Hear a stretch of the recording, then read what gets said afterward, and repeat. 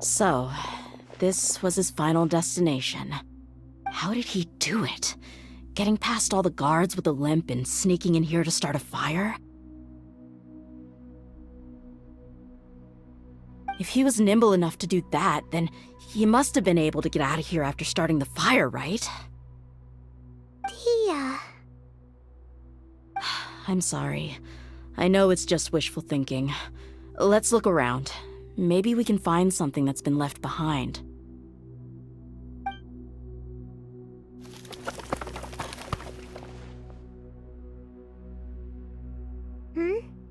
Is this a cane? It must be the one that Dia's father used. Kusayla. Thanks for everything, boss. We're fortunate to somehow find that cane after that fire. Let's split up and look around some more. What if something else has been left behind? But what else could survive a fire like that? Huh?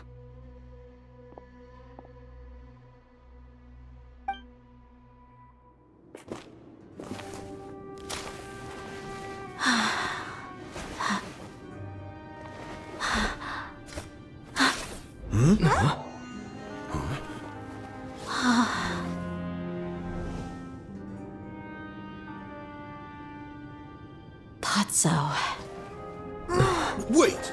Isn't that the toy sword you played with as a child?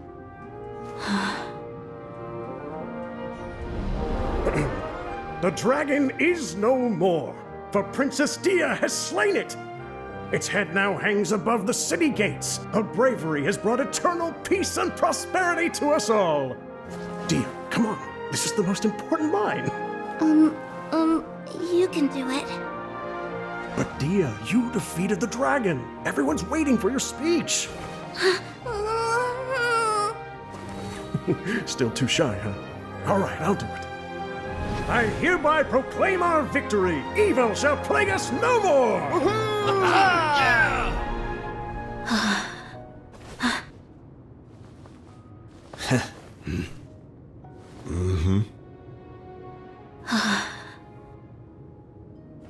I hereby proclaim our victory. Evil shall plague us no more, Dad.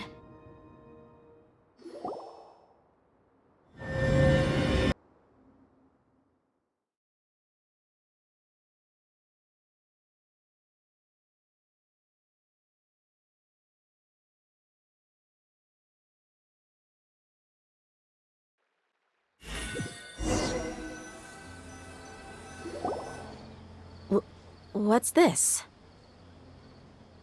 Don't you remember? You asked Paimon what she would do if she were to wake up tomorrow with loads of money. And Paimon said that she would get boatloads of tasty snacks. You looked super confused at the time, but said it was an adorable thing to say. These opportunities don't come by often. So today, Paimon's gonna treat you to a special crash course on Paimon's life philosophy. Hey, this way you get something from the both of us for the price of one. Anyway, the point is that you should eat to your heart's content. You'll feel better for sure once you've gotten something in your tummy. Dunyarzad will also be here shortly. She's already heard that we're back. Aw, thanks you two. Honestly, this is very unlike me. I just had a lot on my mind on our way back, so I didn't know what to say. My chest was filled with all kinds of intense emotions. They just shook me even more than all the feelings we've shared during our previous adventures. But when everything came to an end, those emotions also vanished without a trace, and I was left feeling more empty than ever before. It was as if I'd lost the thing that was most important to me. Yeah, you're right. To many mercenaries, Mora is the most important thing in the world. But perhaps to us, it's the most worthless thing of all. Idrisi and the others all used to say that they would quit if there was no Mora to be had. But when it came to avenging my father, there was no Mora to be made anywhere. My reality shattered when I found out that the father who always told me hero stories was in fact a bad guy. But look at me now. Am I any different? Despite all my promises about never forgiving him and never trying to understand him, I still went to such lengths to find out the truth, and nearly even shed tears for his sake. We're hypocrites, all of us.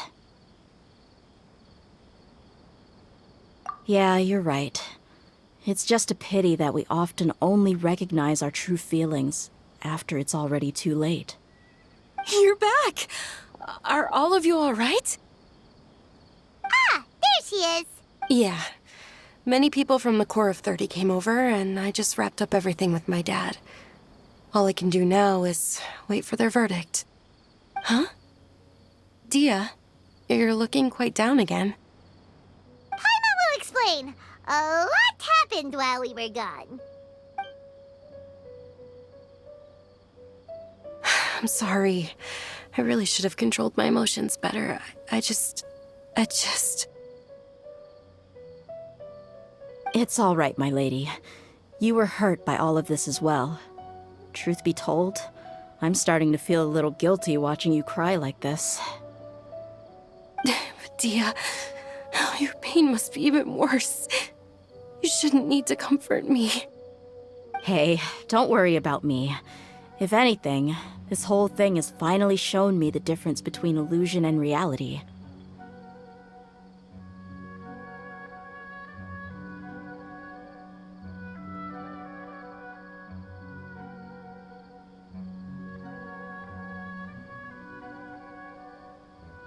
My father probably thought that people could settle into new lives as long as they moved to a new environment. That thought has even crossed my mind a few times. It's like saying, what's wrong with adapting to a new life? However, there was always something deep within my mind that refused to accept it.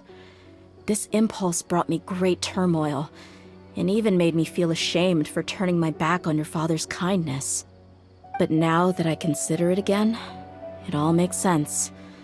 The desert sands are a part of who I am, and I understand how you feel.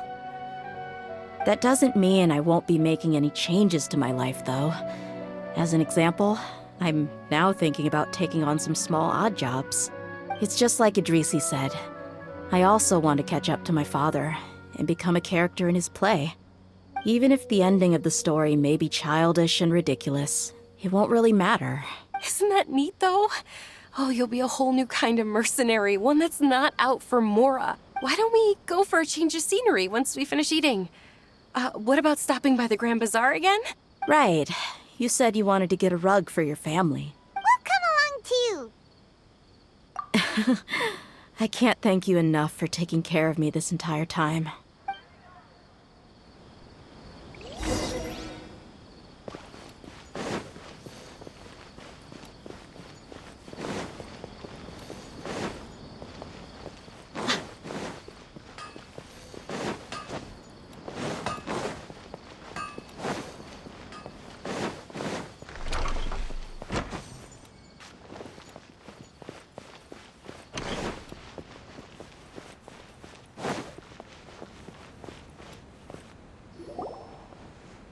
Oh, this rug here is quite something.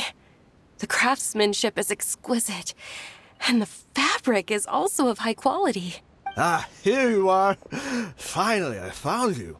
Hey, aren't you that mercenary who bit his tongue? You can still talk? Wait, are you here to... What are you talking about? Do I look like I could take you all in a fight? I just came here to give you something. I'll be on my way to give myself up to the Corps after this. Once I woke up, I hurried to the Khan al-Ahmar's camp, hoping to alert them to your presence. But when I got there, I found no one except the members who were still too injured to move. Ah, so you probably got there after us. Yeah, they told me that they had exacted their revenge, and everyone had turned themselves in to the authorities. Even that last camp was not going to last for much longer. I had joined the cause to repay an old favor from Kusayla. Now that everyone's already turned themselves in, I might as well do the same. One of the injured members gave this box to me, and told me that it contained some of the old man's last possessions. Everything left in the camp will get confiscated, so I figured I should get this to you before the court could get their hands on it. Thank you. No worries. We are all just living our own truths. There's no need to comment or judge anyone for it. So this box contains everything that Dia's father left behind. Huh. It feels lighter than expected. Well, back in the day, the first thing he did with any Mora was spend it on things like drinks and meat. But let's see what's inside. What's this? It's just a bunch of junk. It kinda stinks. Perhaps it's just been left unopened for too long. A handwritten copy of a storybook. The paper's already yellowed, and it looks like it's about to fall apart. It was against the Academia's rules to possess books for personal use. If he was going to break that rule, he could have at least copied something useful. That probably means this was really important to him. And here are a few bags of children's snacks. The packaging's completely deteriorated. Maybe that's where the smell was coming from. Did he get those for you? Yeah, but here's the thing, though.